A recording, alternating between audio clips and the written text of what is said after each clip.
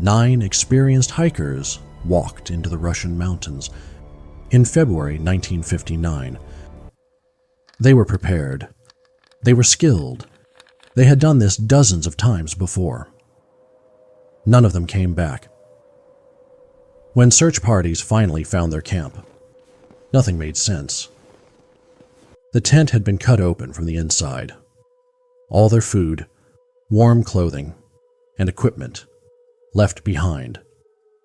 Footprints leading away into the dark, some of them barefoot, in minus 30 degrees Celsius. When they found the bodies, the questions got worse. Bones crushed with the force of a car crash, but no external bruising. One woman found kneeling in the snow, missing her tongue, her eyes, part of her lips, removed with what examiners described as surgical precision. Radiation found on their clothing. And the Soviet government classified everything. This is the DyatlovPass incident. 65 years later, no one knows what happened on Dead Mountain. February 1959. The Ural Mountains, Soviet Union. One of the most remote and brutal landscapes on Earth. Igor Dyatlov was 23 years old, a student at the Ural Polytechnic Institute, an experienced mountaineer. His friends trusted him completely, and they had every reason to. The group was 10 people in total, 9 students and graduates, 1 experienced war veteran. Their goal: reach the summit of Otorten Mountain, a Grade 3 expedition, the highest difficulty classification possible. On January 28th, 1 member fell ill and turned back. His name was Yuri Yudin. He would be the only one to return alive. He spent the rest of his life wondering why he got sick that day. He called it his greatest fortune and his greatest curse. The group pressed on, 9 of them, into the mountains. Their last diary entries were cheerful. They joked. They took photographs. They had no idea what is about to come.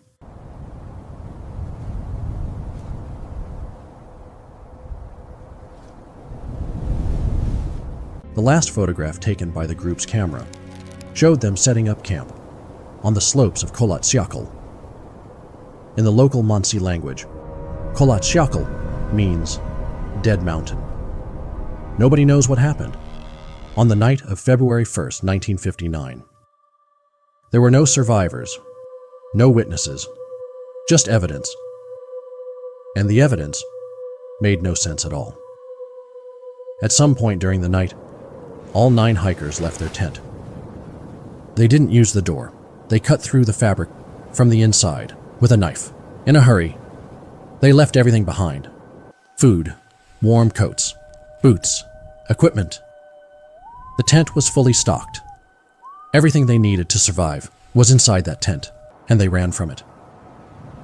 Into minus 30-degree darkness, in their underwear, some completely barefoot. 8 sets of footprints in the snow.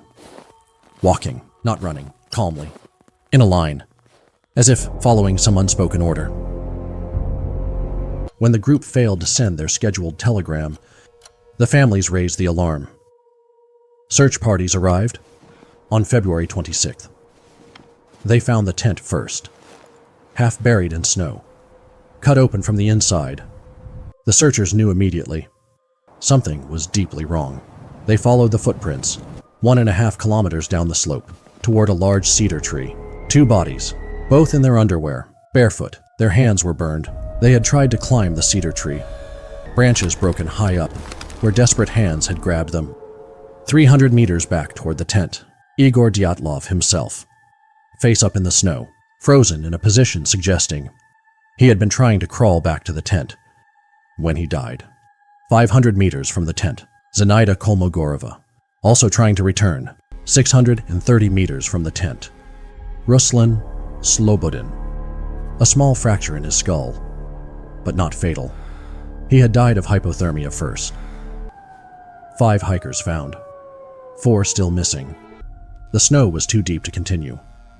They waited for spring.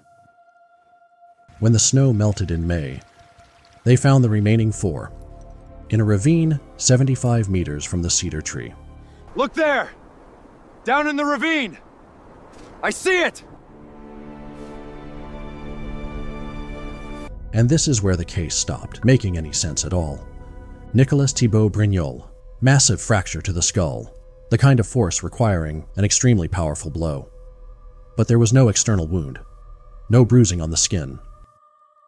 Alexander Zolotaryov, multiple ribs broken on the right side. Lyudmila Dubanina, multiple ribs broken on both sides. The medical examiner compared their injuries to the damage sustained in a high-speed car crash or an explosion. But their skin was intact. No bruising, no external wounds. Whatever crushed their bones from the inside left no mark on the outside. And then there was Lyudmila Dubanina herself, found in a kneeling position, facing the ravine wall, as if she had been praying. Her tongue was missing, her eyes were missing, the soft tissue around her lips and nose had been removed. The medical examiner's report noted, the removal appeared precise, not torn by animals, removed. The Soviet government launched a formal investigation, then classified the entire file. The official cause of death listed in the records, unknown compelling force. That is a direct quote from the official Soviet file. Unknown compelling force. Every possible suspect was cleared. No evidence of any other humans in the area that night, but other hikers camping 50 kilometers away reported something strange that same evening. Orange glowing orbs in the sky, moving silently. The military denied any operations in the area. This is a fabrication designed to undermine our efforts. We categorically deny these claims. Traces of radiation were found on multiple items of the hikers' clothing. The Soviet government offered no explanation. The file was sealed. The case was officially closed in May 1959, and for the families of the 9 hikers, the nightmare never truly ended because the mountain kept its secrets and the Soviet government buried the rest. In the 65 years since the DyatlovPass incident, dozens of theories have been proposed. None fully explain everything. Avalanche, the most commonly cited explanation. But investigators found no evidence of snow displacement around the tent. And an avalanche does not remove a person's tongue. Infrasound, natural wind patterns in mountain terrain, can produce low-frequency sound waves that cause panic, disorientation, and organ damage. This could explain the sudden flight from the tent. It does not explain the radiation. Military weapons testing. The Soviet government was actively testing new weapons technology in 1959. The radiation on the clothing, the internal injuries with no external wounds, the orange lights in the sky. This theory fits more of the evidence than any other, but nothing has ever been confirmed. In 2019, the Russian government reopened the case. Their official conclusion: a natural avalanche. The families of the 9 hikers rejected it. The radiation was not addressed. The missing organs were not addressed. The internal injuries, with no external wounds, were not addressed. Before this becomes just another mystery, before the theories, before the headlines, it is important to remember who these 9 people actually were. They were not characters in a horror story. They were students, friends, explorers, young people with plans for the future. Igor Dyatlov was only 23 years old, an engineering student, a skilled mountaineer, calm under pressure, the kind of person others trusted instinctively.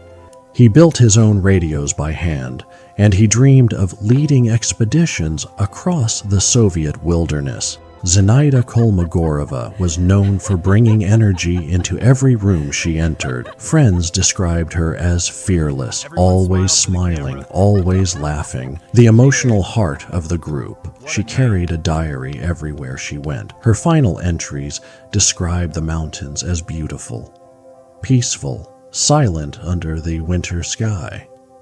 Rustem Slobodin loved adventure. Alexander Zolotaryov was a decorated war veteran. Nikolai Thibaut Brignol was known for his strength and optimism. Each of them had families waiting at home, people expecting them to return. And then there was Yuri Yudin, the one member who turned back early after becoming sick. The only one who survived. For the next 54 years of his life, he carried the weight of a single question: what happened to my friends on Dead Mountain? He died in 2013, still waiting for an answer.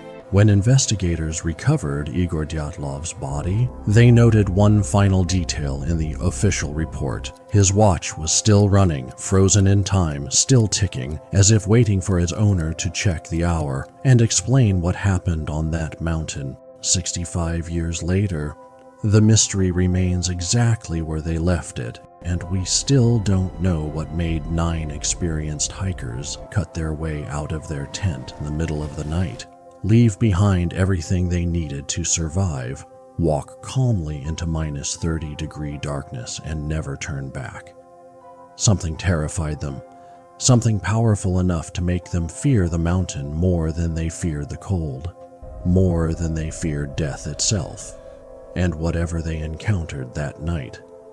It has never been identified, it has never been explained, and it has never been found, because somewhere, deep in the frozen silence of Dead Mountain, the truth is still buried beneath the snow, waiting.